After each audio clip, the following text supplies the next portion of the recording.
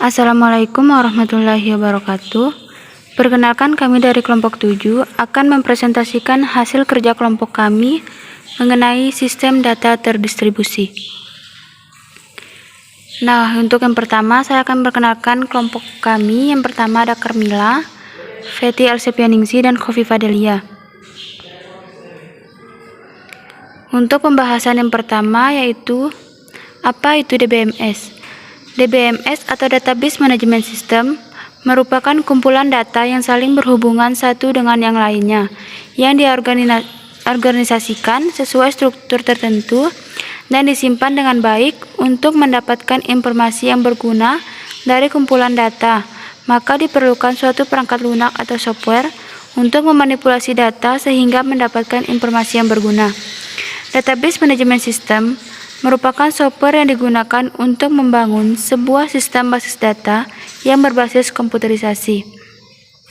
DBMS membantu dalam pemeliharaan dan pengolahan kumpulan data dalam jumlah besar.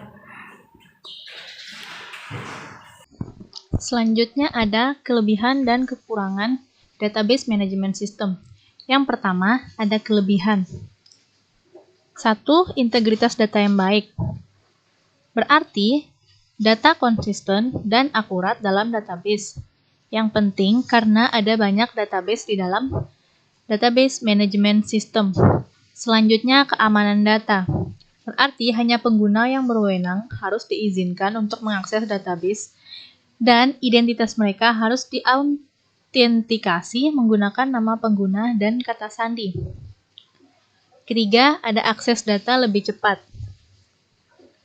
Dengan sistem manajemen basis data, membantu pengguna untuk menghasilkan jawaban dan permintaan masuk cepat atas pertanyaan yang membuat pengaksesan data menjadi akurat dan lebih cepat. Keempat, dukungan pemulihan dan cadangan.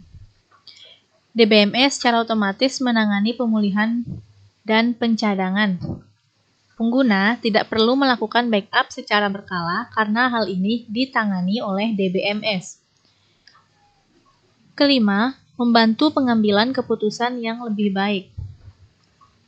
Data yang dikelola dengan lebih baik dan akses data yang lebih baik memungkinkan untuk menghasilkan informasi dengan kualitas yang lebih baik. Keenam, ada modifikasi yang mudah. 7. Dapat mengendalikan pengulangan data. 8. Memberikan data yang konsisten. 9. Kemampuan mendapatkan informasi yang lebih banyak dan jumlah data yang sama. Dan ada pengguna dapat memakai data secara bersama-sama, memperbaiki integritas data, dan menjaga keamanan. Nah, selanjutnya jika ada kelebihan pasti ada kekurangan. Kekurangan DBMS di sini yang pertama yaitu kompleksitas dalam hal manajemen. Sistem basis data berinteraksi dengan banyak teknologi berbeda dan memiliki dampak signifikan pada sumber daya dan budaya perusahaan.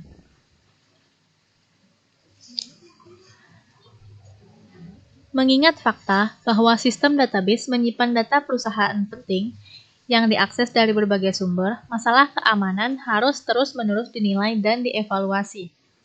Kedua, adanya peningkatan biaya. Sistem basis data membutuhkan perangkat keras dan perangkat lunak yang canggih dan personel yang sangat terampil. Hal ini membuat biaya pemeliharaan perangkat keras, perangkat lunak, dan personel yang diperlukan untuk mengoperasikan dan mengelola sistem basis data menjadi sangat besar. Selanjutnya itu keandalan yang kurang kuat, ukuran yang menyita tempat, penggunaannya cukup kompleks, kompleksitas DBMS mengakibatkan ukurannya yang besar. Biaya DBMS tidak sama tergantung pada lingkungan dan fungsi yang disediakan. Dan terakhir, ada tambahan biaya untuk hardware. Nah, jadi di sini adalah komponen DDMBS. Nah, di sini terdapat file manager, komponen yang mengelola ruang di dalam disk dan juga struktur data yang digunakan untuk mempresentasikan informasi yang tersimpan pada disk. Selanjutnya, database manager, komponen yang menyediakan interface antar data low level yang terdapat pada basis data dengan program aplikasi serta query yang diberikan ke suatu sistem. Yang selanjutnya, query processor, komponen yang berfungsi menerjemahkan perintah dalam bahasa query ke instruksi. Yang selanjutnya, DML precompiler, komponen yang mengkonversi perintah DML yang ditambah pada suatu program aplikasi ke prosedur normal dalam bahasa induk.